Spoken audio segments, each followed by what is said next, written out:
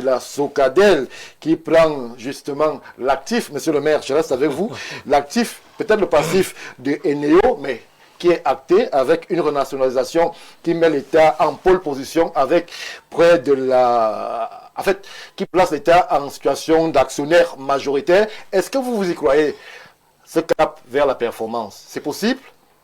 Oh, Stéphane, tout est possible. Mais le véritable problème ailleurs. Est-ce que les autres entreprises du portefeuille de l'État sont rentables? Est-ce qu'elles sont performantes? Pour la plupart, non. Parce que l'objectif ne semble pas être celui-là. Ce n'est pas tant la faute des managers, parce qu'en réalité, lorsque vous regardez ce qui s'est passé entre Eneo et Socadel, l'ancien directeur général adjoint d'Eneo est devenu directeur général de Socadel. Oui. Ça veut dire que c'est un bon profil, il faut d'abord le reconnaître, c'est un bon profil. Mais de deux choses l'une, où il était, si Eneo a échoué à cause des choix managériaux, alors qu'il y avait l'actuel directeur général de Socadel de ce côté, les deux choses l'une, où il était un fer-volant, il n'avait rien à dire là-bas. Est-ce qu'il avait la marge de manœuvre? Ça peut être aussi une question. Maintenant, qu'est-ce qui change véritablement? Si vous lisez le cahier de charges qu'on a, si vous écoutez, parce que moi j'ai écouté le discours du ministre de l'Eau et de l'Énergie. Nous sommes, monsieur le maire, nous sommes à la cérémonie de ce jour, où justement on a pu apercevoir tous les acteurs concernés par cette passation technique de compétences entre Eneo et... Non, moi j'ai suivi le ministre de jeu qu'on a nommé ses dirigeants. Oui. Première chose, il faut restructurer. C'est urgent? Mais on ne peut pas faire autrement. Vous ne pouvez pas prendre une entreprise qui va mal,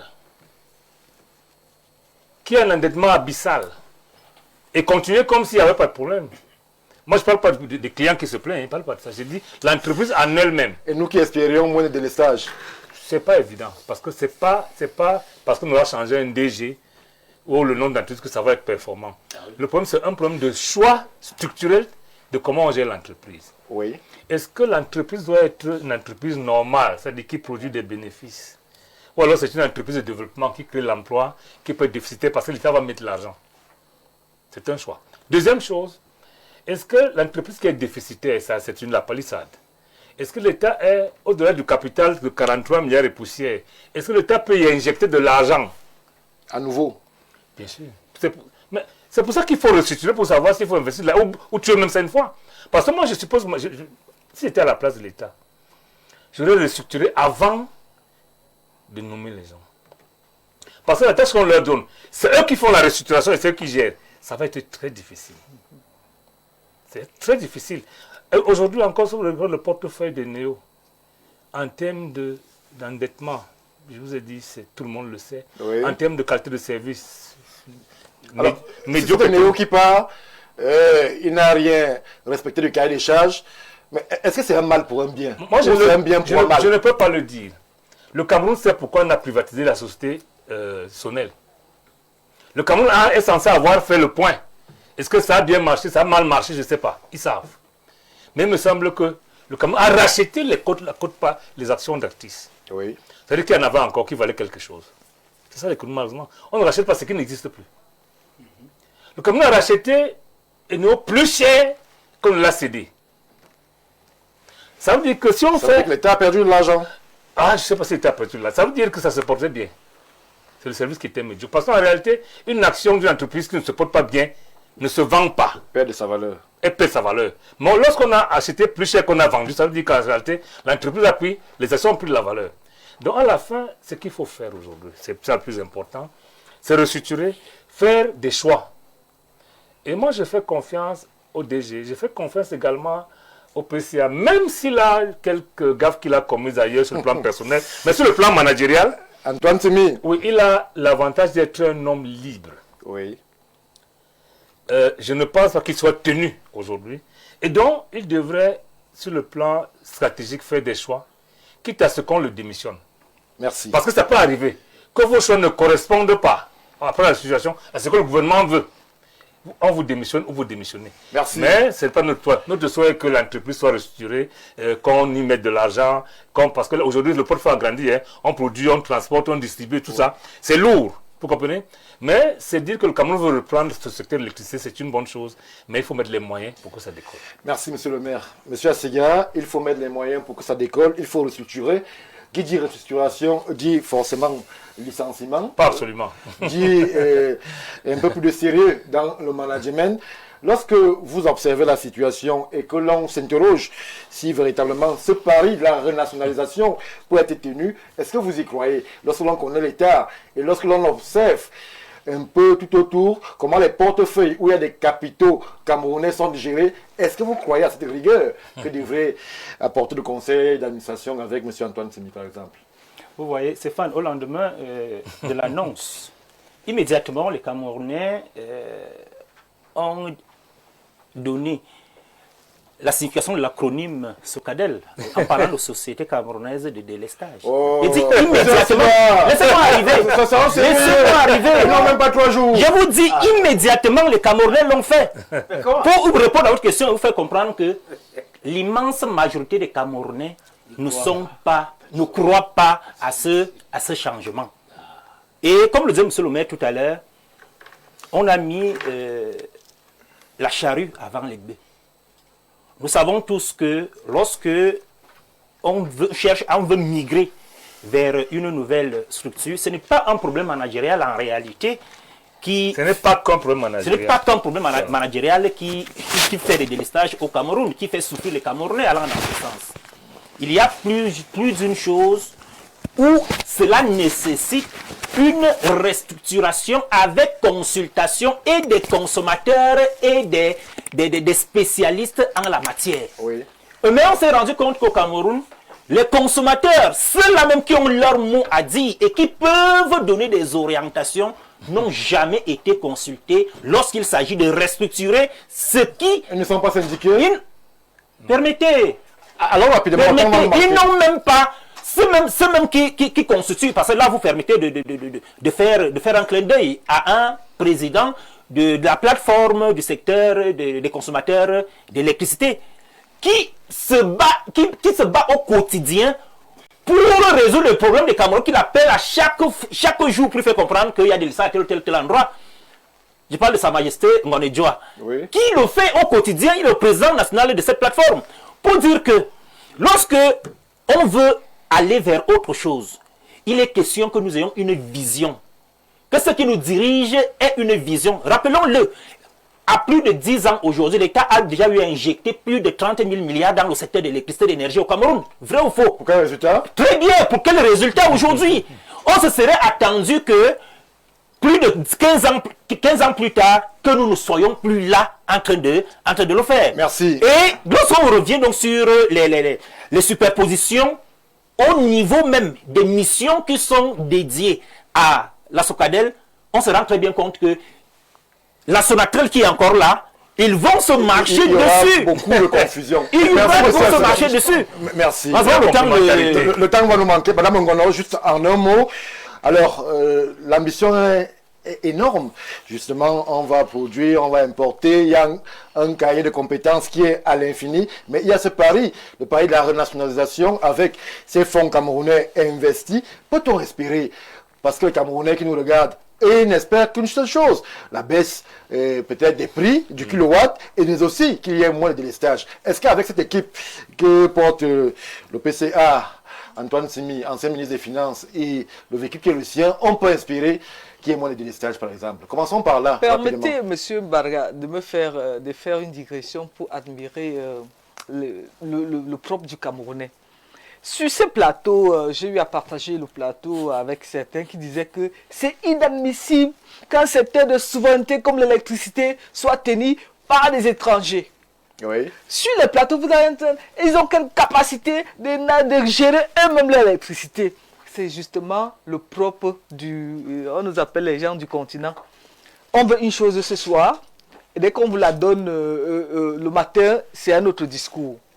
Pour dire que quel que soit ce qui sera fait, vous trouverez des gens qui vous diront que non, même quand ils ne sont pas encore allés à l'épreuve, hein, ils vont vous dire que non, ils vont échouer. Mais nous espérons, nous pensons que déjà... Vous croyez à cette équipe? Permettez, renationaliser le secteur de l'électricité, comment dire, ça relève de la fierté nationale. Oui, la souveraineté. La souveraineté, ça relève de la fierté des Camerounais, dit oui, notre électricité. Mais sauf qu'il y a des puristes qui pensent que l'État est un mauvais gestionnaire. En ce sens qu'ils estiment que il y a un comportement des Camerounais lorsqu'ils travaillent dans le secteur public, dans une entreprise publique, Oui. et lorsqu'ils travaillent dans une entreprise privée. Dans l'entreprise publique, les gens ont l'impression que le bien public, c'est ce qu'on doit jeter, on ne doit pas prendre ça au sérieux. Ils ne font pas attention et l'État injecte beaucoup d'argent qui vont plutôt ailleurs. C'est pour cette raison que la renationalisation fait appel à 2 défis. Le défi de la restructuration, je vais faire court, hein. Le défi de la modernisation et le défi de la gouvernance. Le défi de la restructuration parce que vous vous rendez compte que les problèmes de délestage, parce que la capacité du Cameroun, de production du Cameroun, il faut le dire, c'est 2000 ils ont dit mégawatts. Et la demande, c'est sensiblement 2500, 2700 mégawatts. Ça veut dire qu'il y a un gap à remplir. Et lorsque vous projetez, tel qu'ils le disent, pour 2030, nous avons une demande, une demande qui va doubler. Et notre objectif, c'est 5000 mégawatts. Et pour atteindre ces 5000 mégawatts, il faut bien qu'il y ait une hygiène dans notre façon, dans la façon de gérer de nos compatriotes à qui l'État a fait confiance. Merci. Deuxième élément, et que nous-mêmes les Camerounais, parce qu'il faut le dire, que les Camerounais paient le juste prix. Au lieu que, entre votre compteur et ma maison, je viens mettre un fil et vous vous retrouvez en surtension, il faut que les Camerounais apprennent il faut la diversifier, diversifier les sources d'énergie pour permettre à tous les ménages, par exemple dans les secteurs, dans les zones rurales, avec l'énergie solaire, je crois que ça allège. Mais nous pensons qu'il faut également digitaliser le paiement. Dites-vous que chaque fois, non, permettez, vous vous rendez compte qu'il y a comme un ralentissement, ils doivent accélérer pour permettre qu'il n'y ait plus de contact entre modernisation alors entre le client et l'argent. Parce que si on continue à payer à la caisse, il y aura toujours des distractions. Or, quand on paye à l'électronique, vous êtes sûr au moins que l'argent va quelque part et ça va permettre maintenant de restructurer ou bien de faire les investissements nécessaires pour permettre aux Camerounais d'avoir moins de délestage ou bien d'avoir une énergie de qualité. Merci Madame Mongono pour la quintessence. Et là, je m'arrête. Alors, les défis sont nombreux pour la nouvelle équipe, mais est-ce que l'État, qui lui-même est parfois mauvais payeur, parce que je me souviens de certaines entreprises où Feu Eneo a dû couper le courant pour parler terre à terre. Et la gabégie, et justement, il ne paye pas. Peut-être l'État doit aussi payer lui-même ses factures. Oui. Ça entre dans la restructuration, les choix stratégiques. Est-ce que l'État va payer? Quelqu'un a écrit, n'est-ce pas, non, pour le cas du football programmé pour échouer. Parce que là, on dit toujours que le président Paul Biya n'a pas la main heureuse. Quand lui-même voit le PCA dont vous avez parlé, avec qui moi je travaille. Oui, monsieur Antoine Simi, qu'est-ce que vous lui reprochez? Je travaillais reprochez? avec ce monsieur. Le jour qu'on l'a relevé, on l'a appelé à la primature. Il est rentré trouver 2 gendarmes devant son bureau. Nous étions, dans notre bureau, pas loin d'ici. On est d'accord? Quand le jour qu'il est venu passer le service, il est parti des finances. Nous autres là, on le huait. Alors, qu'est-ce que vous reprochez à Chicago Boy? Oui, c'est lui qui a porté le système de pourcentage aux finances. C'est vous qui le dites. C'est pas moi qui le dis, je le dis. Vous avez des preuves? Mais je t'ai dit que je travaillais là aux finances. Est-ce que vous avez les preuves? Mon bureau, c'est allons à l'essentiel. Allons à l'essentiel, monsieur. N'oubliez pas quand il était à la commission économique. N'oubliez pas, c'est quelqu'un quelque part. C'est lui qui signe quand même, comment on appelle la dévaluation du CFA. Il est bien vrai, c'est pas sa décision. Voilà. C'est pas sa décision quand même. Il est que dépensier. Mais il y a... Non. Pourquoi on conseille au président Paul Biya de faire venir des gens comme ça? Encore là. Vous avez un problème de personne. Non, ne dites pas toujours ça. Nous sommes Camerounais, on se connaît en détail. Comme les gens le disent. On est d'accord? Moi, je travaille avec... Comment? La période même, j'étais, n'est-ce pas, responsable, comment on appelle, aux ressources humaines et au courrier central. Quand il est parti, les dossiers qu'on nous a sortis sont des dossiers, des piles de dossiers. Bon, on va donc, quand le chef de l'État, quelque part, on conseille au chef d'État de reprendre cette personne comme PCA. Vous allez voir le problème que ça doit créer. Donc, le véritable, il y a aussi ça. Et de deux, monsieur Yann a parlé de la restitution. Une société comme ça avait besoin de ça. Mais vous allez voir les recrutements qu'il y aura encore là. C'est le même qu'avec la Camer. Une société qu'on se plaint que ça ne va pas Ils vont venir avec des recrutements. Vous allez voir des belles filles avec des longs cheveux. Merci, LH, merci. Le temps est achevé. On va les mettre partout là. Merci. Pour encore saturer. Au lieu, n'est-ce pas, de révoquer, payer les gens qui partent. Qui est, n'est-ce pas, nous juste des espèces. Oui, c'est ça, justement c'est pour pas faire bon, comprendre que parmi, entre autres problèmes liés au délestage, la caducité de d'autres matériels, que ce soit les potiers électriques, que ce soit le câble électrique, qui ont une vie, une durée de vie. Merci. Il faudrait qu'on pense, dans le cadre de la restauration, qui est un audit dans ce sens, la question de voir, on ne peut pas penser à combler le gap du nombre de mégawatts si le matériel de transport n'est pas, merci. N'est pas moderne. Merci, chers messieurs, chères dames, d'être venus sur ce plateau. C'était la dernière production pour ce qui est de la semaine de votre programme Le Grand Soir. Vous ne bougez pas. Dans une huitaine de minutes, Mimi Chobo sera là justement pour l'exercice de présentation du journal en langue de Shakespeare, puisque nous sommes au cœur de l'information. Théophile Vianney-Billard sera là à 20h pour le même exercice. Ne manquez pas les rendez-vous phares, justement, d'Info TV dans le week-end. 11h30 dimanche, on aura Libre Expression, le grand rendez-vous, grand débrief de l'actualité avec, comme vous en avez l'habitude, des invités triés sur le volet. Info TV, nous pouvons vous dire merci pour la confiance et bon, surtout très bon début de week-end.